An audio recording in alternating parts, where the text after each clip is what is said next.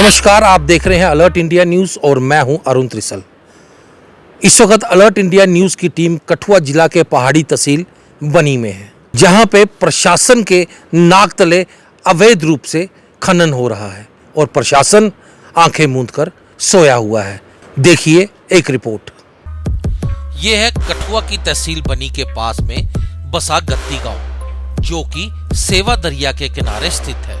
सेवा दरिया में बने डैम में किसी तकनीकी खराबी के कारण पानी को रोका नहीं जा सकता, जिस वजह से इन दिनों अवैध खनन का काम जोरों पर है। दिन पर लोग खच्चरों के जरिए दरिया के किनारे दरिया में खनन कर रेत एवं बजरी का ढेर लगा देते हैं। वहीं रात होते ही ट्रैक्टर एवं टिप्पर के जरिए यहां से रेत एवं बजरी को दूसरी जगह पर ले जाते हैं। हालांकि दरिया में खनन करना अवैध है।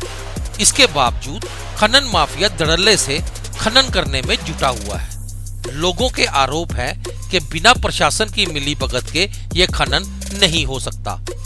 एक तरफ यहाँ प्रशासन की जानकारी होते हुए भी किसी तरह की कोई कार्रवाई नहीं हो रही, वहीं पुलिस भी खनन माफियाओं की मदद करने में पीछे नहीं है।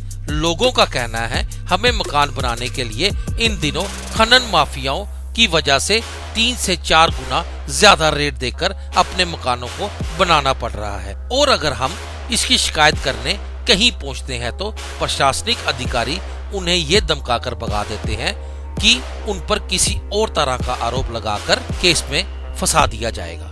लोग चाहते हैं अवैध खनन को रोका जाए ताकि राजस्व में बढ़ावा हो सके, जिससे हमारे इलाके की तरक्की हो। लोगों के मुताबिक अभी तक सरकार को करोड़ों रुपए का चूना लग चुका है। जी, अगर ये माइनिंग अगर गवर्नमेंट के अकाउंट्स में अगर ये पैसा चला जाता तो कम से कम हमें भी फ़ायदा हो जाता। ये कुछ चंद लोगों के जेबों में पैसा जा रहा है। रात को डंपर लगाए जाते हैं, रात को जेसीबी लगाई जाती है, माइनिंग ऊपर से बंद है, गैर कानूनी तरीके से उठाया जा रहा है माल। अगर मैंने भी सर ट्रैक्टर रखा है, मेरे पास भी दूसरी गाड़ी है, तो हमें महीना लगाया जाता है। हमें तो साफ बोलते हैं कि महीना लगाओ, गाड़ी चलाओ रात को, वो भी रात को। रात को सर मैं गाड़ी नहीं चला सकता। मैंने इसलिए मेरी गाड़ी कुछ 6 महीने कम से कम बंद हो गई। मेरी बैटरी भी डेड हो गई गाड़ी की, बंद कर दी है। ना हम पैसे दे के गाड़ी चलाएंगे, ना हम गैर कानूनी तरीके से काम करेंगे। और ये जो खच्चर वाले डंप कर रहे हैं और ऊपर से डंपर वाले आते हैं, ट्रैक्टर वाले आते हैं, कहीं ना कहीं उनको गाड़ियों की मजबूरी है, उन्होंने चलाना है, क्योंकि उनके ऊपर गवर्नमेंट के केस हैं, बैंक के केस हैं, उन्होंने गाड़ियां चलानी हैं। और लोगों की भी मजबूरियां हैं जिनको कि रेता बजरी चाहिए। लेकिन ऊपर से प्रशासन हमारा, हम तो बोल नहीं सकते अब कौन क्या है इसके बीच में, लेकिन ये है कि गाड़ी वाले हमें बोलते हैं कि हम पैसा दे के गाड़ी चला रहे हैं। अब किसको दे रहे हैं किसको नहीं दे रहे हैं, हाँ चंद ड्राइवर अगर आप उनका भी इंटरव्यू लेंगे तो वो बता भी देंगे कि किसको हम पैसा दे रहे हैं। तो इसलिए मतलब कि अगर ये पैसा कम से कम 3-4 करोड़ का हमारा रेता बजरी इस गत्ती डैम से बाहर निकल रहा है, ये कहीं गवर्नमेंट के अकाउंट्स में चला जाता तो कम से कम हमें भी फ़ायदा होता, हमें लोगों को फ़ायदा होना था उसका। लेकिन ये चंद लोगों के जेबों में जा रहा है पैसा, चंद लोगों के जेबों में पैसा जा रहा है। माइनिंग डिपार्टमेंट कभी आया या आपने कभी प्रशासन से बात की इस बारे में? देखो, इसके बारे में हमारे प्रधान साहब ने बात की थी। उनने डीसी साहब आए थे पीछे कि उनने के माइनिंग के बारे में उन्होंने बात की थी कि जैसे हमारी माइनिंग खुलनी चाहिए। उन्होंने जम्मू हेड ऑफिस तक भी ये बात लेके गए कि ये माइनिंग खुलनी चाहिए लोगों के हित में, कि चलो इसकी कोई पर्ची कटवाई जाए जो कि गवर्नमेंट अकाउंट्स में चला जाए पैसा। 200 रुपया 150 रुपया जितना भी बनेगा फुट्स के हिसाब से, जैसे भी होता है गवर्नमेंट रेट। तो उन्होंने बात की थी, ऊपर से उन्होंने बंद ही करवा दी। फिर कुछ महीना 1.5 महीना बंद रहा। फिर बीच में लोगों की मजबूरियां तो बननी जाती हैं सर, कि जैसे काम चले हैं तो वो कहाँ से लाएंगे रेता बजरी, जब हमारे पास अवेलेबल है मटेरियल। तो वो मतलब कि अब जिसको 1 सैकड़ा माल चाहिए तो वो एक डंपर तो कहीं गवर्नमेंट उस क्रशर से तो ला नहीं सकता, क्योंकि उसको महंगा पड़ता है। क्योंकि वो 4 सैकड़े का डंपर आएगा तो 1 सैकड़ा जिसको ज़रूरत है तो वो तो यहीं से उठाएगा। उसको बेटर है कि वो 1000-2000 यहीं दे के मतलब कि अपना काम निकाल लेता है। मजबूरी है, कहीं ना कहीं लोगों की भी मजबूरियां हैं कि मतलब कि अपना काम निकाल लेते हैं। लेकिन आज आप देख ही रहे हैं सर कि कितना डंप लगा है और किसके कारण लगा। जब माइनिंग बंद है, ऊपर से आप इन तस्वीरों को देख ही रहे हैं कि कितना डंप लगा है। कम से कम भी 100 सैकड़े माल तो डंप हो ही चुका है और ये कहीं ना कहीं किसी की इजाज़त से ही निकला है माल। अगर माइनिंग बंद है तो ये माल कैसे निकल रहा है? कुछ नहीं, ये सब मिले हुए हैं यहाँ पे। जो एडमिनिस्ट्रेशन ये भी मिली हुई है, बाकी जो NHPC है ये भी इनको देती है, हफ्ता हो गया या कुछ भी है। और पहले सर ये जो है हम देखते थे टीवी में जो हफ्ता वसूली करते थे, आज के टाइम पे यहाँ पे जो पुलिस वाले हैं ये हफ्ता वसूली कर रहे हैं। इसके साथ जो एडमिनिस्ट्रेशन है सर सब मिली हुई है। हम एडमिनिस्ट्रेशन के पास एप्लीकेशन लेके जाते हैं तो वो हमें कहते हैं कि आपके ऊपर केस बनेगा, ये होगा वो होगा, बाकायदा हमें डराते हैं। लोग भी ये बेचारे, मैंने इधर पूछा इनको तो इनसे 300 रुपये पर महीना खच्चर वालों से लेते हैं, और जो गाड़ी वाले हैं इनसे जो है 4000 मंथली लेते हैं। सर कहाँ जाएंगे गरीब कौन आदमी? लेता है?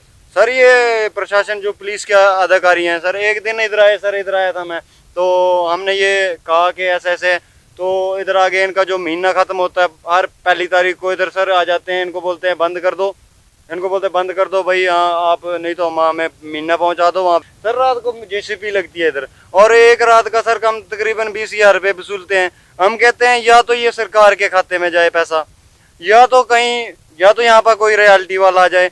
हम जो यहाँ के लोकल हैं, मेरी मम्मी मेंबर है यहाँ पे, हम लोकल हैं सर, हमें यहाँ पे बजरी रेता नहीं मिलता है। हाँ अगर हम यहाँ से उठाते हैं तो हम पे हमारे ऊपर कार्रवाई हो जाती है।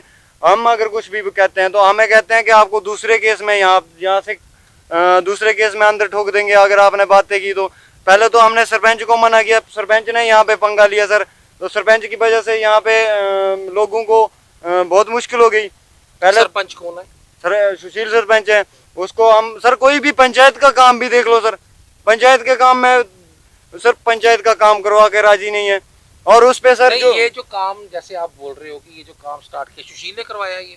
नहीं सर, पहले तो सर चलता था ये, लेकिन जिस टाइम उसने बंद करवाया पहले DC साहब आए थे, हम भी गए, हमने कहा कि हमें भी बात करने का मौका दे। वहाँ पे हम भी अंदर गए सर, लेकिन मुझे वहाँ पे बात करने का मौका नहीं दिया गया। मैं भी चाहता था कि मैं DC साहब से बात करूँ कि हमारी जो मसले हैं उनके बारे में कुछ कहूँ, लेकिन हमें तो वहाँ बात करने नहीं दी गई। उन्होंने एक ही मसला उठाया, माइनिंग का मसला उठाया, वहाँ पे माइनिंग का मसला उठाया। और सर उधर जो हमारे ये पुलिस के जो बड़े अधिकारी हैं उन्होंने कहा कि इसके लिए प्रशासन बैठी है, लेकिन सर वो भी वहाँ पे कार्रवाई नहीं कर रही है। लेकिन नीचे से पैसा जाता है सर, ऊपर तक जाता है, और ये सभी खाते हैं, और इसलिए हमारा काम नहीं हो रहा है। मुझे आप पैसा लेना लीगल नहीं है। सर आप पार्ली साइड जाएंगे जो ना, खा रहे हैं वो लीगल नहीं है। वो नहीं ना उनको पता। जो 3 फुट नीचे जाएगा तो लीगल हो गया। कानून बहुत है, लेकिन है ही गरीबों के ऊपर ही है। अब जिनसे लूटा जा रहा है, जो लूट रहे हैं उनके लिए कोई कानून नहीं है। अब वही कह रहे हैं ना हम, वही कानून आप सिर्फ वही है जो काम करेगा, मेहनत से काम करे, उसके लिए कानून है। जो ऐसे जो लूट रहा है, गाड़ी का पैसे ले रहा है या खच्चर वालों से ले रहा है, तो क्या वो लीगल है या कहीं लिखा है? तो आप लोगों का आरोप है कि यहाँ पे छोटे स्तर से लेकर बड़े स्तर के अधिकारियों तक इलीगल माइनिंग करवाने के लिए पैसा दिया जाता है, और लोगों का ये भी आरोप है कि प्रशासन की मिलीभगत से ही यहाँ पे इलीगल माइनिंग की जाती है। बनी से अरुण त्रिसल, अलर्ट इंडिया न्यूज़।